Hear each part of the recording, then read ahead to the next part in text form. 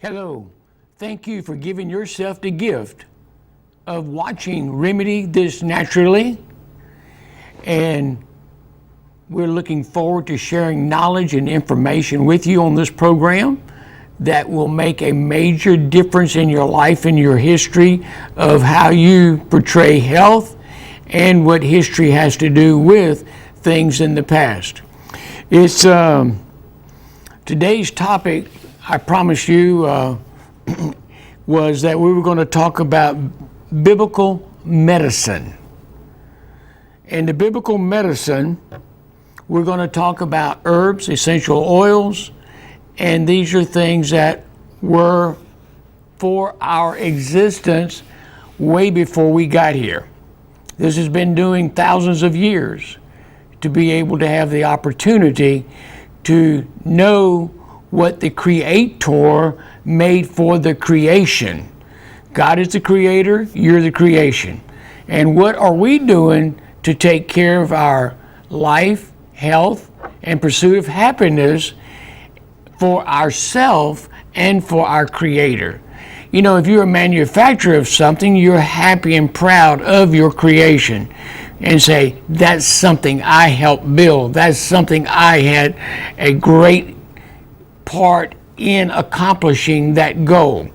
We talked about you are what you think.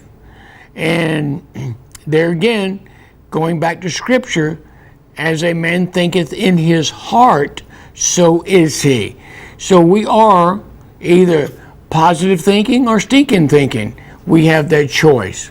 My goal and my goal and what I want to accomplish in this broadcast is to give you the knowledge and information that, maybe I need to look into who created me for who I'm going to become. Okay? So with that, let's talk about biblical medicine, herbs, essential oils, and there's other things that we probably won't get to talk about today, but there's hydrotherapy, there is music therapy, there are all these things that are available for us to be able to have. For your information, you can take in this book that I'm using is one from, a long time ago, and it's called The Maker's Diet, and it's by Jordan Rubin, who took and was getting ready to check out. He was down to 90 pounds, and he was able to reverse his chronic condition and went on to become a great teacher in the natural health realm. Let's go back even further than that. The prophet Ezekiel, he provided us with a fascinating biblical portrait of divine health when he spoke of healing, leaves, and refreshing fruit. Now, herbs, you think about them. What are they? Plants. And I'll give the definition of that here momentarily. And what is it that the herbs do? Why are they called herbs? An herb is defined. How do we say what it is? How do we describe it?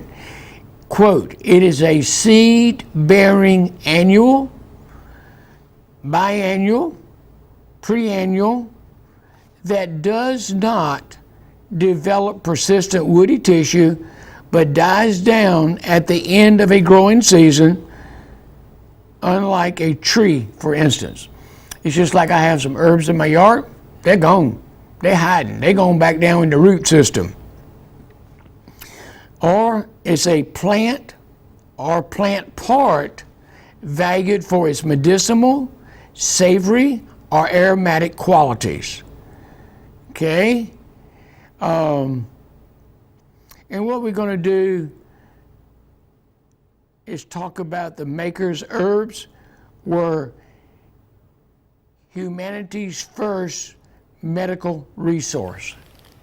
I was a little getting that out. I wanted to make sure it was understood that herbs were humanity's first medical resource. And today, if we didn't have so much power when it came to pharmaceuticals, and, you know, before this pandemic, they were hurting for business, so to speak. Now, the billions of dollars have come back in to help get them on top to be able to talk about what they want to talk about. But, 25% of all medicines come from herbs. And so that's very important to understand. Let me go back to where we started at. Ezekiel, yes, and the power within. The power within. That could be mentally, could be physically, could be emotionally, however it may be. What is it that gives us the capability to be who we need to be? What do we need to be? Listen to the foundation of what I'm talking about on this broadcast on December the 6th, 2021. Let's analyze this a little bit. I love it. Along the bank of the river, on this side or that side, will grow all kinds of trees used for food. Their leaves will not wither, and their fruit will not fail. They will bear fruit every month because their water flows from the sanctuary. Their fruit will be for food, and their leaves for medicine. I'm going to spend a little time here on this verse 12 in Ezekiel chapter 47. And they will bear fruit. These are the trees by the river, tree for every month of the year. So that means we need to be aware of the seasons we're in as to what we put into our bodies to get the most use out of our nourishment. They will bear fruit every month because their water flows from the sanctuary. Now, the sanctuary is kind of like a very special place, something that keeps us from being hurt or harmed. It's a place of safety. And we have our sanctuary in the God who made us. So the water that's flowing from the sanctuary to the river is feeding the nourishment we need to put in the body. And we think about fruit, we think about leaves. It is for our medicine.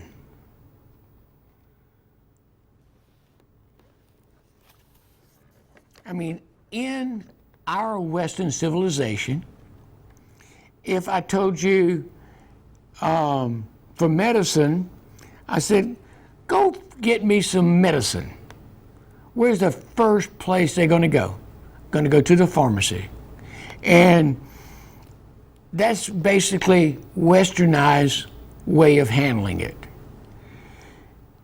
For medicine, they more likely go to the nearest herb store in the Near East because they understand it. When I had the opportunity to be in China and go to the apothecary and watch them make, lady come in, hand them a prescription, look like it's kind of written on a bag. The guy takes it. He's got these bins behind him and on the side of him. He goes and grabs a little of this here, grabs a little of this here. Then he takes and mixes it back up, mixes it up together with everything that is recommended, that is coming from the doctor in China. And the person is saying, here's your prescription. And it was all natural. It was all herbs. And it was what was needed for the wellness of the person, and it was a plant medicine. Okay? The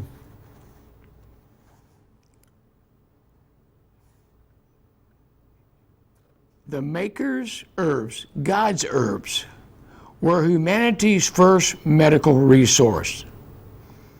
And still today, they remain an important source of healing and nutritional support. They remain an important source of healing and nutritional support. Even in the midst of us in the Western society not being made aware. It's not something that is talked about, shared,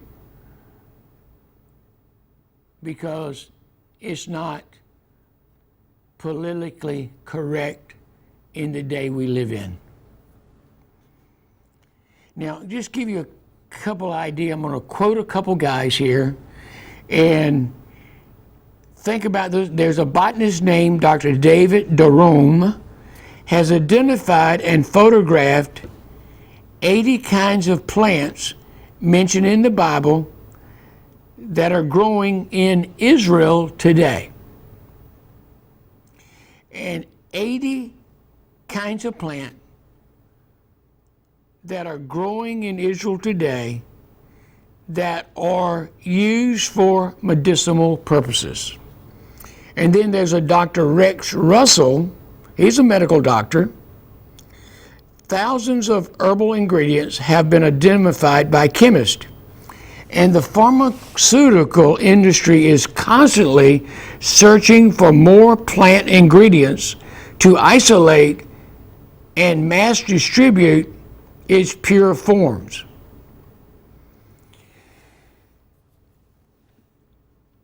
The argument is that the herbs are not standardized. Therefore, the pharmaceutical says, I am going to get the active ingredient out of this herb so we can make it in a laboratory and we can charge you a prescription price for it. Okay? That's what the idea is behind that.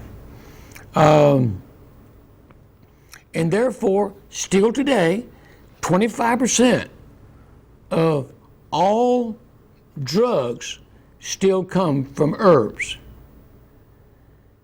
So it still has a wide use. And they've taken that and said, what can I isolate? I mean, we can go back to the good old basic aspirin. White willow bark was the way aspirin was introduced. And then they had the chemist find out, what is it that makes this so adaptable and helpful for a majority of things in our body? And what we're looking for is the salicylic acid, which is aspirin. And you take the plant, you take it, and you use it. And one of the things about the plant, it has that characteristic of the salicylic acid, but it also has the foundation of everything else that is needed to balance it over and above the active ingredient.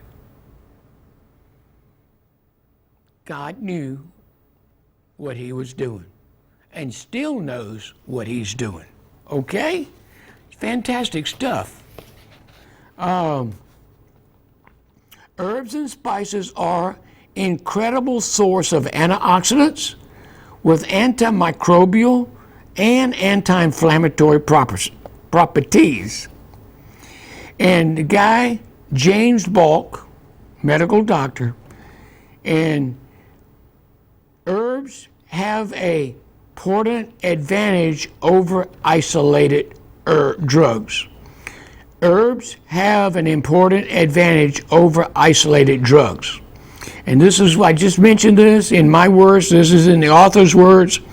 The powerful chemicals they contain treat specific health problems, while other ingredients in the herbs balance those chemicals, making them less toxic while improving their medical effectiveness. Now, that is just so good that we can take an herb and we can use that plant for a specific isolated thing. But what happens when the pharmacists do that, or pharmacology, whatever, does that, then they take away the balance. And you want to take it as much as possible in the plant source natural chemistry. The Bible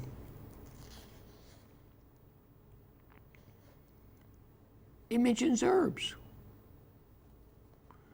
Let me go back up to Dr. Duke. I love Dr. Duke. We've talked about him many times.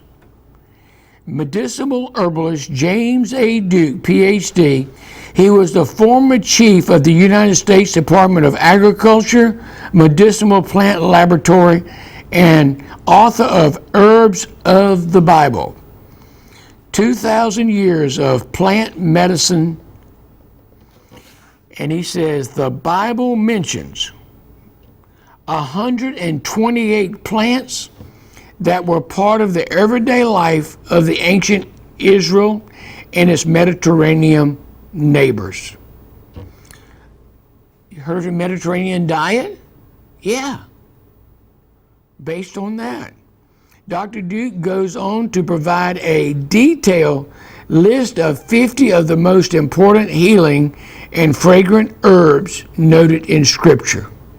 Out of the 128 he knows of, he takes and talks about 50 of the, I guess, most popular. So the Bible goes back, and what is happening, folks, we are getting more and more away from the Bible. If we get away from the Bible, we don't have to hold people accountable anymore. Do as you darn well please. You know, curse God and die. You know, the Bible often mentions herbs, although it rarely goes into great detail about the use of the herbs. Why is that? It didn't have to. It was common. You know, right now in the Christmas season, if I talk to you about, some of you know this, nutmeg. We know it makes good spices for this season. If you know there is frankincense, myrrh, those things were there available. The Bible did not have to explain and give a dissertation about the herbs that are there for them to use, because they were common, everyday herbs. You know, it's just like salt and pepper. Do we need? Most of us don't need to worry about that, but it's on every table. Everybody's got to add some salt, no matter how much has been put on there when it was cooked. You know, I've got a friend that they got the salt shaker sitting here, and their food and fork, or whatever it may be, they take it, hold it, put the salt shaker on it like that, You don't need to really describe too much about that. You know what the salt is. You know what the negative part is. You know what the positive part is. Okay? So that's why it doesn't have to talk about in depth about it. But herbs were so highly valuable in biblical times that the herb or vegetable gardens spawned murder plots. And you can go in King Ahab's wife, the infamous Jezebel, took matters in her own lethal hands when Naboth refused to sell his vineyard. And if you look at it in the New American Translation, that's translated a vegetable garden. Naboth was wrongfully stoned, and King Ahab suddenly had the garden he always wanted. I mean, the value of an herb garden, the value of vegetables was so worthy and worth that they had to kill somebody to get their garden. The king took it. The guy probably would have shared with him what he wanted, but he just wouldn't have the word on it, I own it. Natural herbs still offer us medicines for inducing healing, preserving health, and improving our quality of life. You know, a lot of the herbs we know about, they're used for seasoning. Some are edible in salads, soups. Some used to make teas.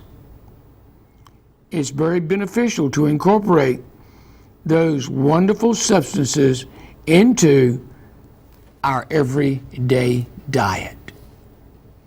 Let's just go ahead and talk about one. You know, talk about aloe.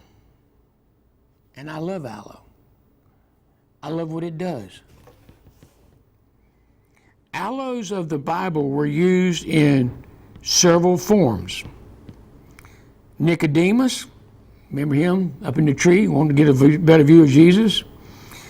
Evidently blunted or neutralized the bitter smell of aloe. He brought 100 pounds of myrrh before wrapping the body of Jesus.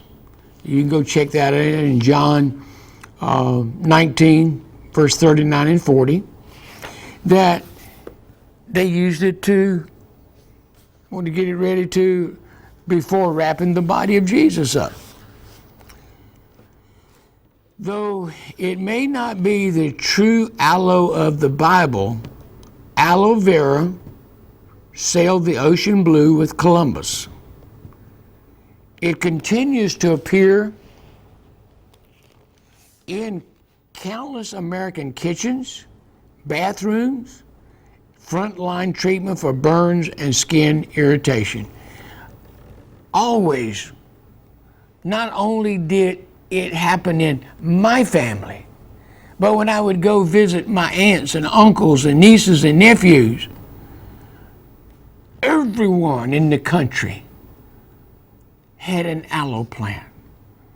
And the aloe plant was there to be able to be used for burns, bruises, stomach upset. Aloe, powerful, very powerful. What else was it used for? I told you that, burns and skin irritations. Aloe vera also, listen to me carefully, because I know some of you have this issue. But the aloe will help the stomach and the lower intestines.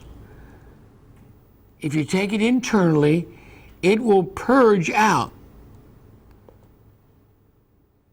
the negative. Be careful, you don't want to get too much of it and get any loose bowels. But if you do, activated charcoal will help balance that. Open sores. It has antibacterial, literally increases blood or lymph flow in small vessels where it applied topically. Use it for teenage acne. In addition, try heating a actual aloe vera leaf and applying it directly on abscesses, bruises, skin inflammation, gum boils, or even spasms. You know, it has the properties. It has what we need for that particular thing. There is one I really like. If you'll come to remedy this, and you'll get to that bottom shelf on the left hand as you walk into the store, be on the left hand side, right across from the bulk herbs. There are a bucoodles of aloe veras in many, many forms for you to be able to use it with different ingredients added to it to make it be more functional. There, you know, you're talking about the stomach. Have one that is for aloe vera, and not only aloe vera, it has other herbs that have been given credit for helping it to do other things, because those herbs have their trademark as well.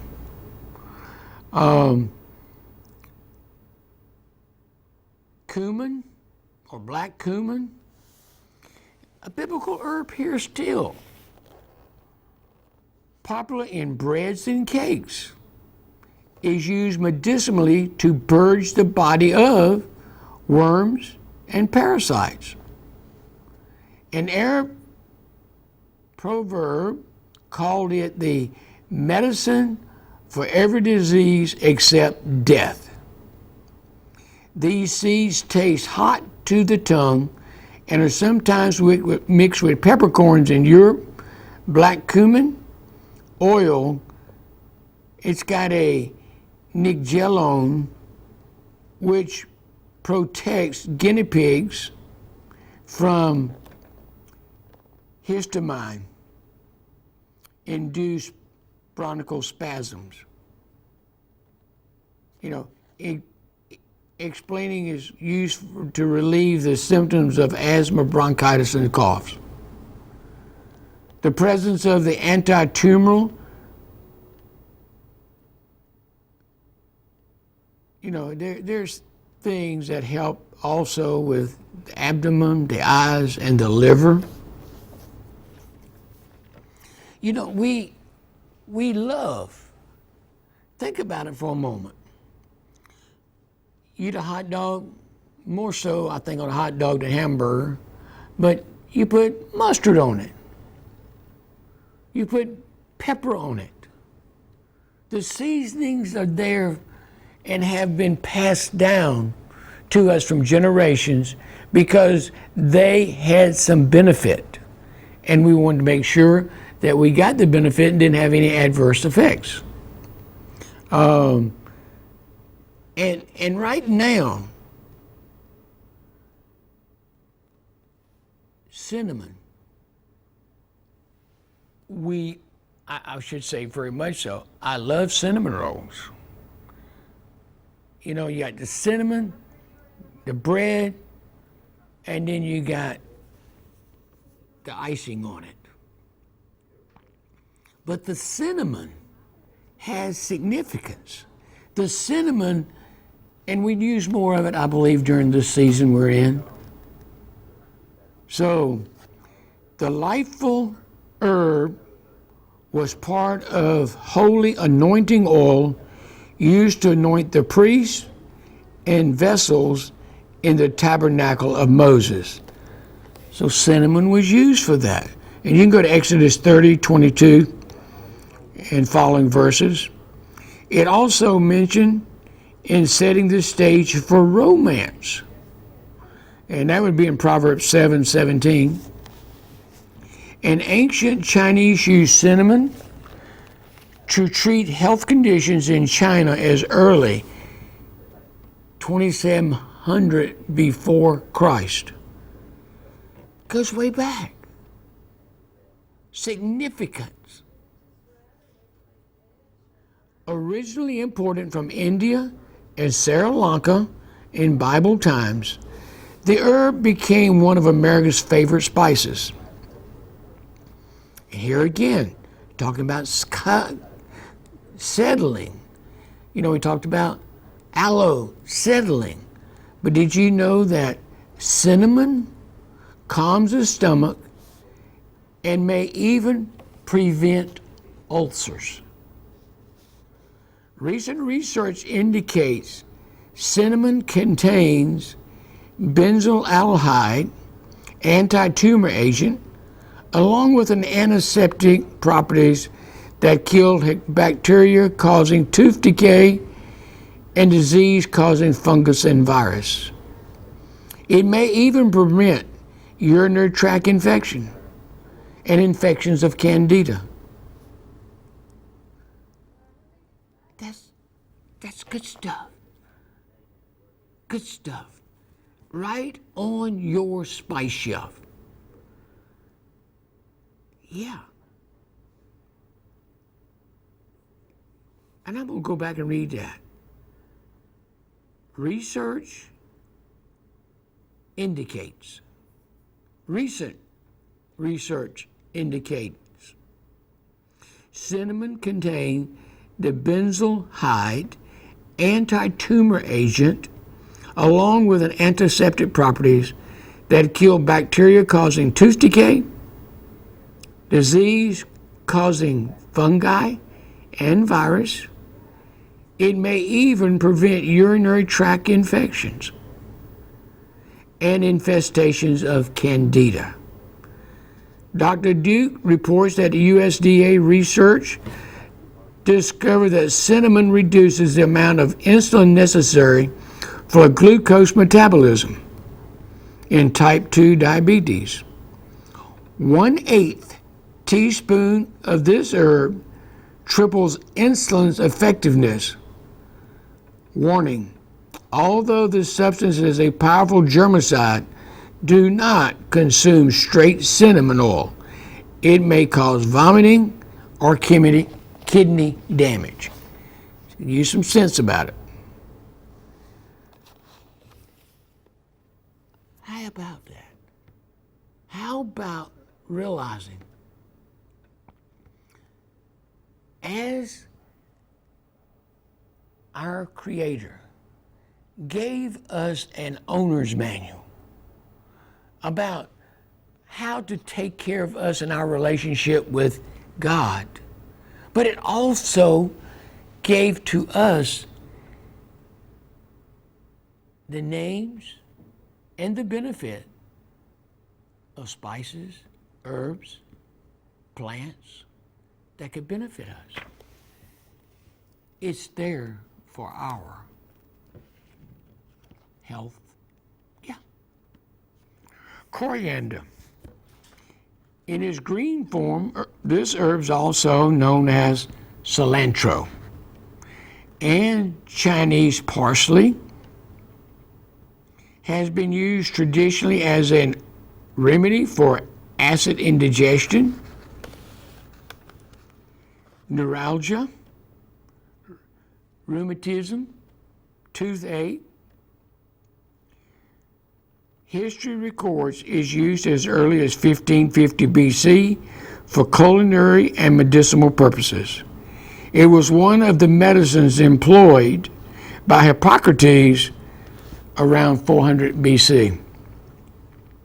There is some research that shows cilantro can aid in the elimination of harmful metals from the body, including mercury, lead, and cadmium. Coriander contains 20 natural chemicals processing antibacterial properties that help control body odor. As mentioned, its essential oil treats indigestion and excess gas. Coriander, better known by me as cilantro. Powerful stuff, folks. Powerful. Excuse me. And I think as we usually get a little heavier on the sweets and stuff during the Christmas holiday season, cilantro may not be a bad idea to put on the plate, because since we may be overeating, we may have what's known as indigestion and gas, and coriander, alias cilantro, is able to help with the issue.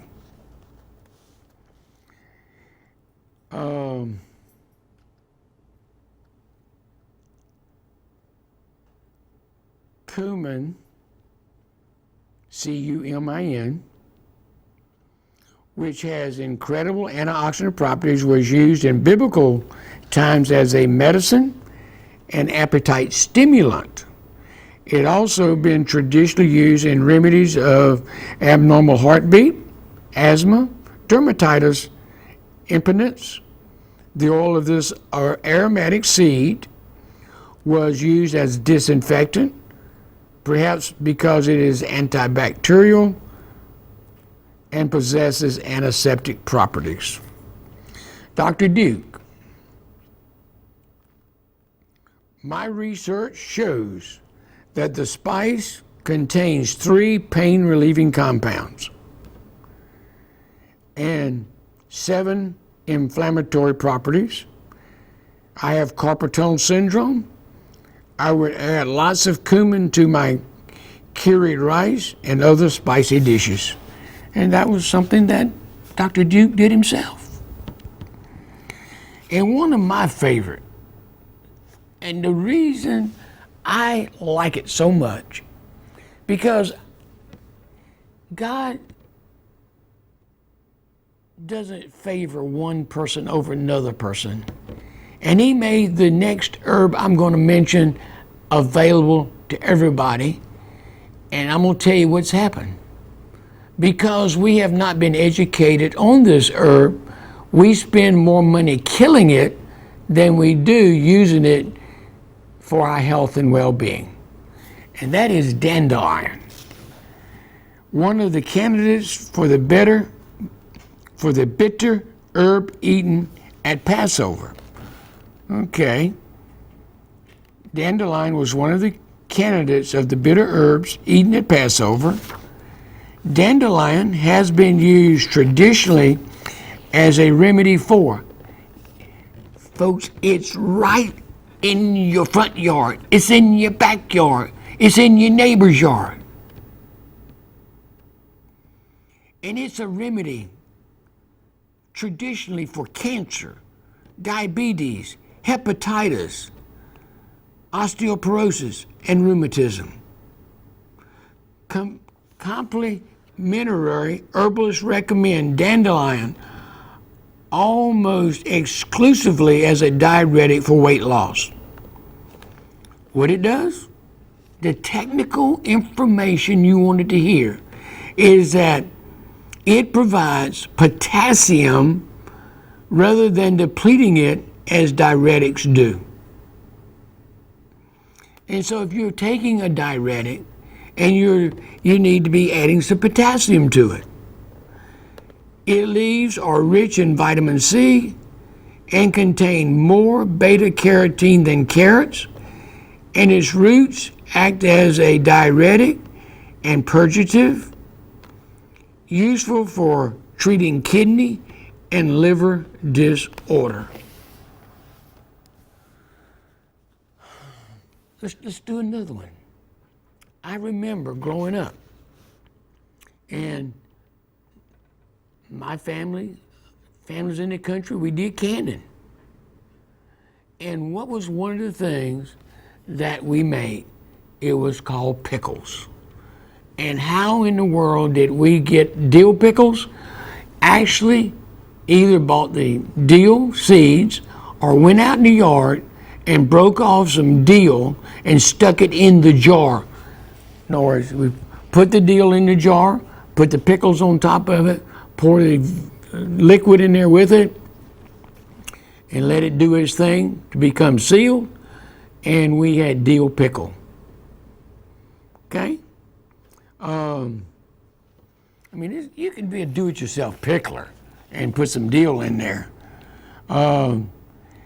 It was so historically valued that the ancient Israelites were required to tithe from their supplies. Dill was so valuable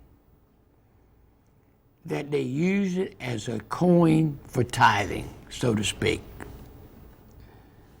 The ancient Greeks and Romans also cultivated dill as a kitchen herb. Dill has been traditionally as a remedy for cancer and estrogen deficiency. And research supports dill 3,000-year use as a digestive aid and remedy for excessive intestinal gas. Dill seed oil inhibits the growth of several bacteria and attach to the digestive tract.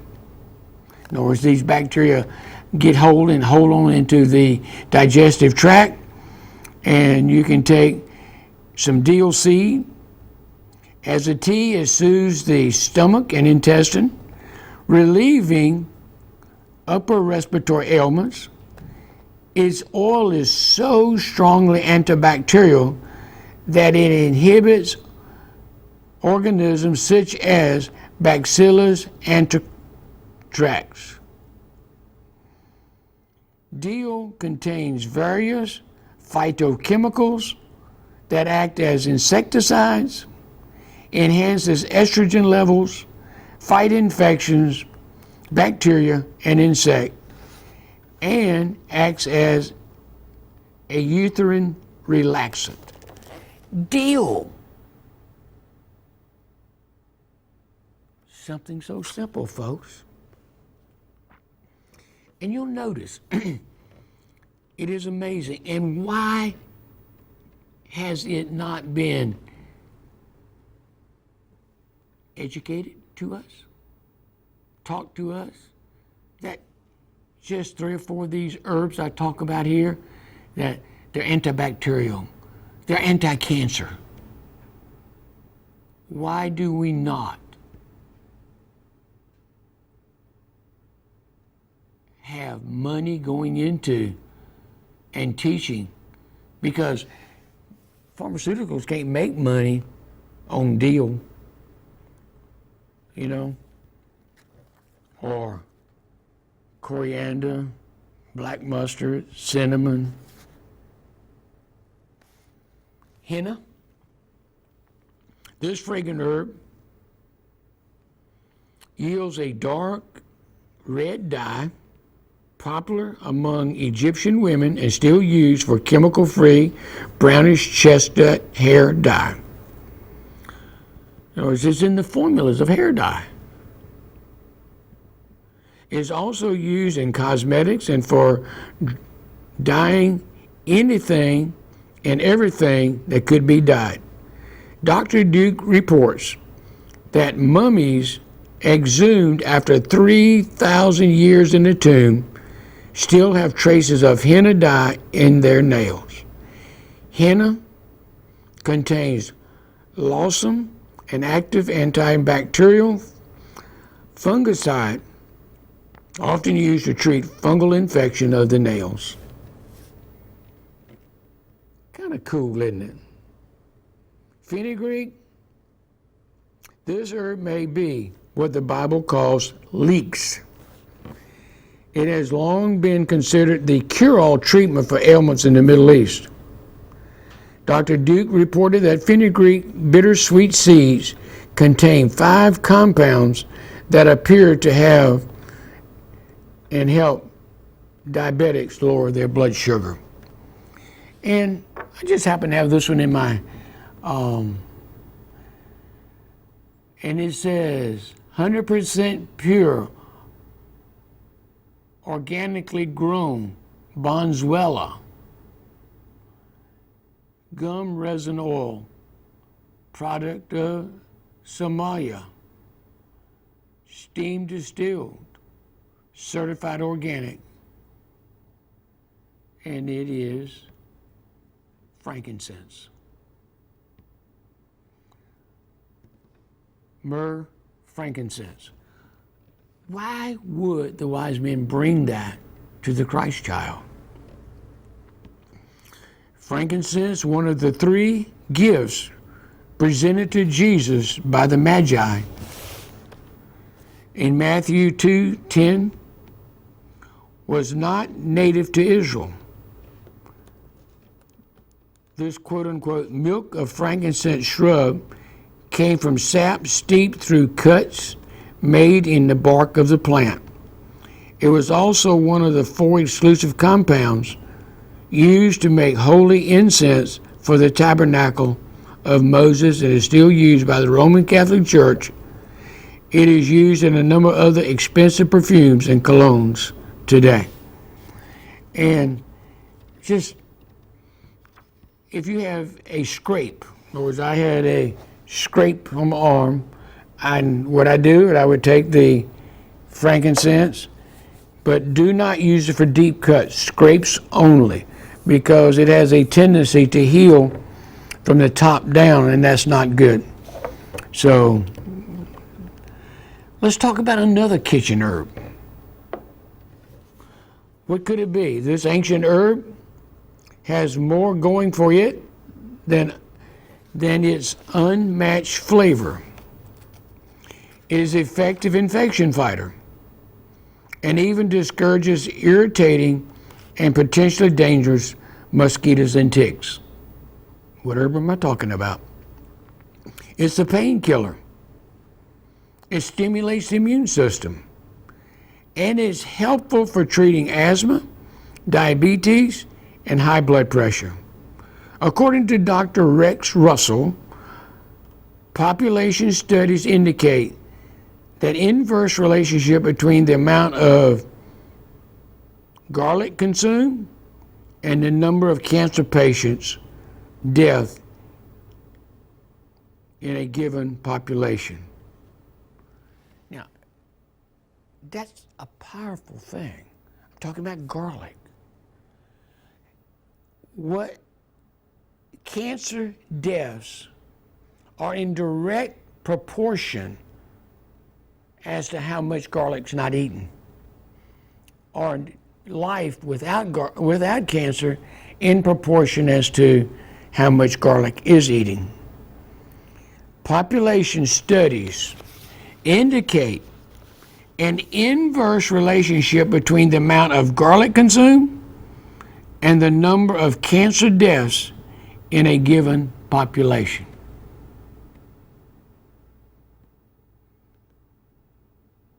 Think about it. Hyssop. There's another name for hyssop called marjoram.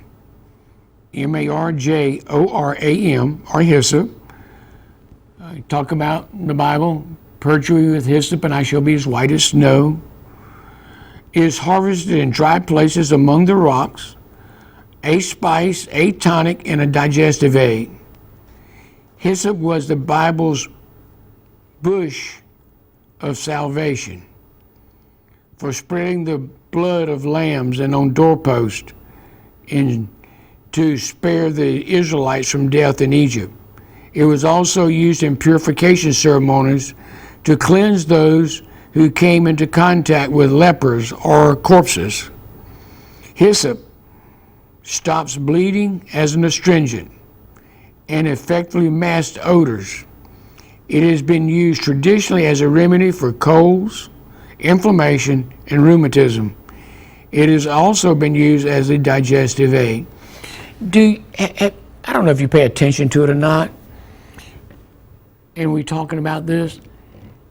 Think about how many of the things I talk about when it comes to herbs and spices, etc., and those that are in direct proportion to having something to do with our digestive, with our intestines, with our gut. The gut gets rid of and takes care of the dirty work. And it needs to be gone. Because, it's just like we need to flush the toilet. We need to flush the body. But God knew that, so He gave us many, many of His creations to help with the digestion. We're doing good.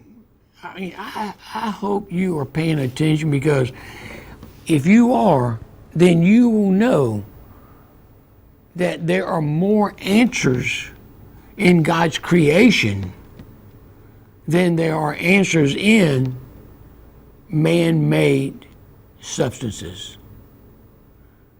God already made it. You would think about this for a moment. The American Indian, they usually had a medicine man. They had someone that was there that had been groomed, and all this stuff was passed on from one generation to another. So they would have what it needs for the wellness of the tribe. And it was all in being in tune. One, chants and singing, could be worship, could be answering of questions.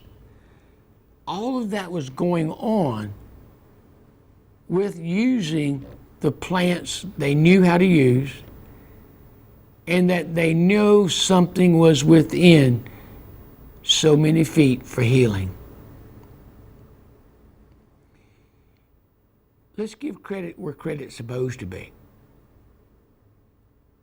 Credit belongs to the Creator and not to us who believe that we're more important than the Creator. Okay. This comfort, undergrowth, still grows in Israel and is likely to be the algum, timber King Solomon requested of Hiram, king of Tyre, in 2 Chronicles. It yields two forms of cade oil, prized for use in men's fragrances, antiseptic soaps, and has a smoked flavor as meats. Cade oil has long been used to treat skin parasites in animals and is finding its way in treatment of human psoriasis, eczema, and other skin and scalp conditions. And we're talking about juniper. Dr. Duke reports that the researchers recently identified certain ligands in some junipers that could be used in the production of eptoside, a drug used to treat testicular and lung cancer. They also found that a potent antiviral compound in junipers that inhibits viruses linked with the flu and herpes. Antiviral compound in juniper that inhibits viruses linked with the flu and herpes. And one that I really have seen do remarkable things. This ancient herb, native to Samaria and parts of Israel, has been used as a liver remedy for 2 millennia. perhaps because it contains silymarin, a natural compound that prevents and repairs liver damage and even regenerates damaged liver cells. The German government has approved milk thistle seeds and extracts for use in treating cirrhosis and chronic liver conditions. It also been shown to lower blood sugar, insulin levels in diabetics, and help prevent gallstones. Milk thistle may be grown in home gardens. Its seeds contain 8 anti-inflammatory compounds that will aid in healing skin conditions and infections. Folks, my agenda is to help you understand. When people say, no, we don't know how to treat this, don't know what to do about this, God knows that there is something. There is something out there for our total wellness. We just need to be in tune with the author and the finisher of our life and our creation, and we may become whole. I'm Claiborne Holtzman. Thank you for joining us at Remedy This Naturally, and come in and get some of those things for the Christmas season. Get some herbs and some spices and stuff for the stocking stuffer, and actually make it the main gift. God bless. Take care. Talk to you later.